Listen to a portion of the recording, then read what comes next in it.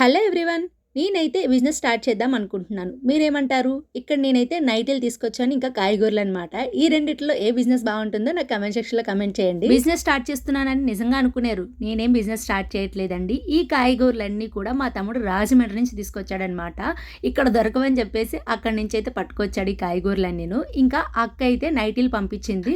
తను కొని పంపించిందనమాట. ఇక్కడ ఎవరైనా తీసుకుంటారేమో అమ్మో అని చెప్పేసి. ఇక్కడ మా చిట్టుతల్లి చూడండి 20 నైటీలు ఒకేసారి ఎత్తేద్దామని ట్రై చేస్తుంది. బట్ కుదరలేదు. ఇక్కడ నైటీస్ ఒక్కటే ఎందుకు పంపించిందంటే అక్క, మన లేడీస్ కి నైటీసే కదండి ఎక్కువగా ఇష్టం. నార్మల్ డేస్ లో అప్పుడప్పుడు సారీస్ అయినా కడతాం, ఇంకా సమ్మర్ టైంలో అయితే అస్సలు సారీసే కట్టం, నైటీస్ లోనే ఉంటాం కాబట్టి. సో అందుకే నైటీస్ ఒకటే పంపించింది. అమ్మ వచ్చేసి ఒక నైటీ నేను తీసుకుంటాను, నీకు ఫస్ట్ బోనీ చేస్తానని చెప్పేసి ఒక నైటీ అయితే తీసుకుంది. 200 ఇచ్చింది అనమాట. అమ్మ తీసుకున్న నైటీ 200. ఫస్ట్ బోనీ అయితే అమ్మ చేసేసింది. మా పనుల్లో మేము బిజీగా ఉంటే ఇక్కడ మా నాన్నగారు మాత్రం చూడండి కాయగూరలన్నీ కూడా ఎక్కడ నీట్ గా సర్దుకుంటున్నారు. అమ్మకి హెల్త్ బాగాలేనప్పటి నుంచి నాన్నకి ఇది అలవాటు. Thank you for watching. Bye.